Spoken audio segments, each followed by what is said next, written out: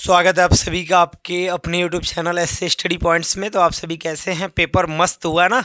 Class 10th के जितने विद्यार्थी हैं भाई जल्दी जल्दी मिला लें हिंदी में एकदम 1 से 20 आप अपना ओमार सीट जो है क्लियर कर लीजिए।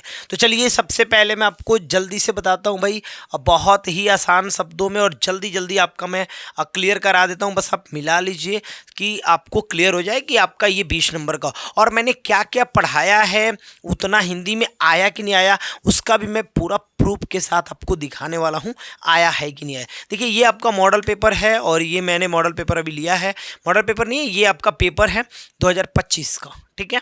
और इसमें क्या क्या प्रश्न आया तो ये सारा प्रश्न आप देख सकते हैं, ये सब बातें हैं। उसके लिए यहाँ से प्रश्न शुरू हो रहा है और इस प्रश्न को हम अच्छे से आपको करा दे रहे हैं, देख लीजिएगा, ठीक है। क्या क्या प्रश्न है इसको हम अच्छे से देख लेते हैं, ठीक है। देखिएगा प्रश्न क्या है, जो भी पूछा गया है उसके बारे में एकदम हम आपको पूरा फुल टू फुल बताने वाले हैं, पूरा फाइनली, ठीक है। सबसे पहले क्या पूछा गया, रानी केतकी की कहानी किसकी? आपने याद किया होगा इंसा अल्लाह खान। किसके लिए? इंसा अल्लाह खान, यानी कि ये वाला आपका सही हो जाएगा, ठीक है। मिलाते जाइए एकदम जल्दी से जल्दी। अज्ञात शत्रु, अब देखिए अज्ञात शत्रु के लेखक कौन है, रचनाकार कौन है? तो ये जयशंकर प्रसाद। ये बहुत ही आसान है, बहुत आसान क्वेश्चन, बस आप मिलाते रहो आपको फाइनल हो जाएगा, ठीक है। शुक्ल युग के आलोचना विधा के प्रमुख लेखक कौन थे? तो रामचंद्र शुक्ल जी थे, ठीक है। मिलाते रहिए और तीसरे का सी हो जाएगा, रामचंद्र शुक्ल जी थे, ठीक है। अब चलिए अब और आगे आते हैं। शुक्लोत्तर युग की बात करता है कि शुक्लोत्तर युग की समयावधि क्या है? तो समयावधि जो है 1938 से लेकर के 1947 तक की बात हो जाएगी, ठीक है। 1938 से लेकर के 1947 हो जाएगी, ठीक है। बस आप मिलाते रहो, पूरा का पूरा फाइनल मैं आपको कराऊंगा। चलिए देखते रहिए, मिलाते रहिए, पूरा का पूरा एकदम फाइनल, ठीक है।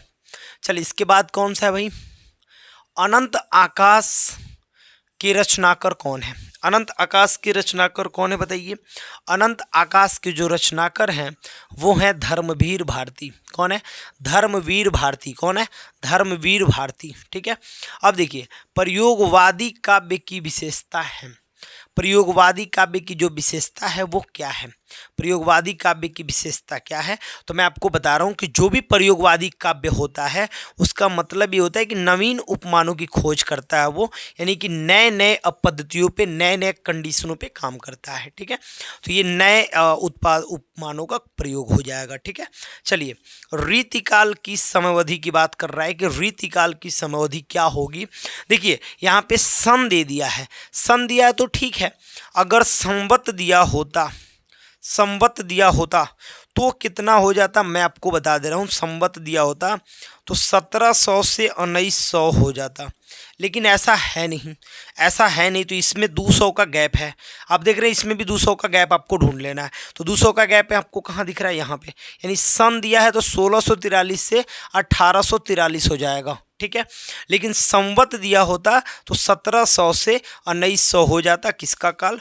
रीतिकाल का समयावधि। रीतिकाल का जो समयावधि है वो हो जाता 1700 से 1900। कब?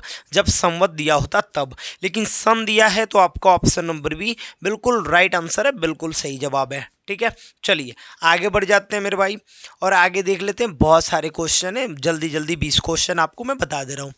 आधुनिक युग कि मीरा किसे कहा जाता है? तो आधुनिक युग की मीरा अगर जो कहा जाए तो महादेवी वर्मा जी को कहा जाता है।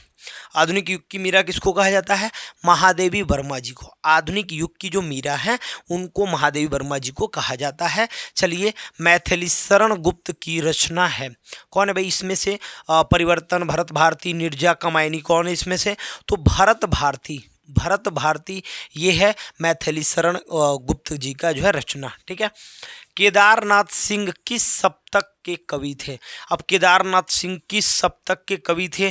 तो ये थे आपके तीसरे शतक के। कौन से शतक के बाबू? तीसरे शतक के। ऑप्शन नंबर सी आप बिल्कुल सही कर लीजिएगा, बिल्कुल सही आंसर है, ठीक है। ऑप्शन नंबर सी आपका इसमें हो जाएगा। इसके बाद से हम देख लेते हैं और भी, देखते रहिए बहुत सारा है।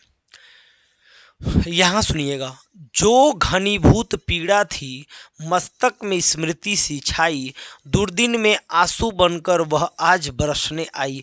यहाँ पे करुण की बात की जा रही, ये जो पीड़ा है ये दर्द की बात कर रहा, मतलब हर जगह यहाँ पे पीड़ा वाली। देखिए एक तो पहली बात, इसमें अगर रस की बात की जाए तो करुण रस हो जाएगा, अलंकार की बात की जाए तो श्लेष अलंकार हो जाएगा। कौन सा अलंकार? श्लेष अलंकार। ठीक है, एक ही शब्द को बार बार उसको सही करके बनाया गया, एक ही शब्द का दो दो जगह प्रयोग किया गया, तो ये हो जाएगा आपका करुण रस। लेकिन अगर जो अलंकार पूछा होता तो आप बता देते कि आपका जो है श्लेष अलंकार हो जाएगा। रूपक अलंकार क्या होता है? देखिए रूपक अलंकार में क्या होता है तो मैं बता रहा हूँ, उपमेय और उपमान के अभेद में होता है, ये दोनों में अभेद होता है। ठीक है, रूपक अलंकार में उपमेय और उपमान में अभेद होता है। ठीक है, चलिए आगे बढ़ जाते हैं, जो भी क्वेश्चन है वो फाइनल करा दिया जाए। देखिए यहाँ पे किस छंद के प्रत्येक चरण में 11 से 13 मात्राएं 24 मात्राएं होती हैं? तो 11-13 तो रोला में होता है। रोला भाई से आप क्लियर कर लीजिए, रोला में होता है, ये भी मैंने बता रखा है। परिपूर्ण में शब्द उपसर्ग, क्या उपसर्ग आगे वाला होता है तो परि हो जाएगा, और जो प्रत्यय होता है वो पीछे लगता है, महत्व त्व होता है ना तो वो पीछे लगता है, तो ये परि हो जाएगा। ठीक है, माता पिता में कौन सा समास है? तो माता पिता खाना पीना है ना, तो द्वंद्व समास होता है। कौन सा समास? द्वंद्व समास होता है। ठीक है, देखते रहिए। धीरज शब्द का तत्सम, तत्सम शब्द हो गया धैर्य, क्या हो गया? धैर्य। धीरज का धैर्य हो गया, अगर संस्कृत का सेम वर्ड उस वहाँ पे यूज हो जाए, कोई चेंजिंग ना हो, तो धैर्य हो गया। तस्य शब्द में विभक्ति कौन वचन कौन? देखिए तस्य, तस्य शब्द में देखा जो विभक्ति में होता है यू मतलब तुम में होता है एक वचन, तुम तो एक ही वचन हो ना, तो एक वचन तो क्लियर है।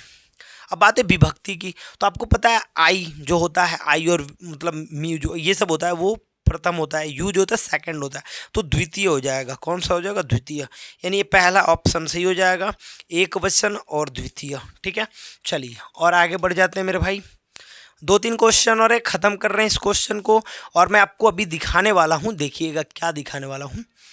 जिस वाक्य में क्रिया की प्रधानता हो उसे क्या कहते हैं? भाववाच्य कहते हैं, क्योंकि क्रिया ही मतलब मेरे को बुखार लगा है, मतलब क्रिया ही वैसा हो, अगर क्रिया ही मुख हो तो मतलब भाव को व्यक्त किया जा रहा है, तो मतलब ये हो जाएगा भाववाच्य। ठीक है, ये अगर विकारी शब्द कितने प्रकार के होते हैं? 4 प्रकार के होते हैं। ठीक है, जातिवाचक संज्ञा शब्द है, पहला ही दे दिया शिक्षक, शिक्षक जातिवाचक है क्योंकि इसमें लेडीज जेंट्स सभी लोग आ जाएंगे, जो भी दूसरे को शिक्षा दे रहा है, अध्यापक शिक्षक ये आ जाएंगे। तो यहाँ से क्वेश्चन आपका होता है समाप्त, और यहाँ से मैं प्रूफ के साथ आपको बताने वाला हूँ। यहाँ से आप देख सकते हैं कि मैं ब्राह्मणी हूँ, मैं ब्राह्मणी हूँ, ये मैं पढ़ाया था, मैं ब्राह्मणी हूँ ये मैंने पढ़ा रखा है, ये मैंने पढ़ाया है। ठीक है, देखते रहिएगा। ममता ने, यानी ममता चैप्टर का है, ममता चैप्टर को मैंने खूब अच्छे से पढ़ा रखा है, बिल्कुल फाइनल। ठीक है, इसमें और भी एक क्वेश्चन है तो ये उसके अथवा में आता है, इसमें भी पृथ्वी के लिए दिया, ये भी मैंने पढ़ा रखा है। ठीक है, देखते रहिए। और यहाँ पे जो भी क्वेश्चन है सब लगभग, ये लगभग जो भी क्वेश्चन आपको दिखाई दे रहे हैं ये सारा पढ़ाया हुआ क्वेश्चन है, तो बिल्कुल इसमें और भी क्वेश्चन है जो कि पढ़ाया हुआ है। देखिए खंड काव्य की मैं बात कर लूँ, मेवाड़ मुकुट में दौलत का पूछ रहा, दौलत वाला भी मैंने पढ़ा दिया था। ठीक है, चलिए तो इसमें और भी बहुत सारा है, जैसे ये सुभद्रा कुमारी चौहान का मैंने ऑलरेडी बता रखा है, सूरदास का मैंने बता रखा है, रामधारी सिंह दिनकर, रामचंद्र शुक्ल, 2-2 लोग का, मेरे जो भी पढ़े होंगे बच्चे ये 2-2 लोग का मैं देख लीजिए, 2-2 लोग का ऑलरेडी पढ़ा दिया था, समझा दिया था। ठीक है, तो ये फाइनल होगा। आपको कैसा वीडियो लगा, अच्छा लगा हो तो प्लीज़ वीडियो को लाइक कर दीजिएगा।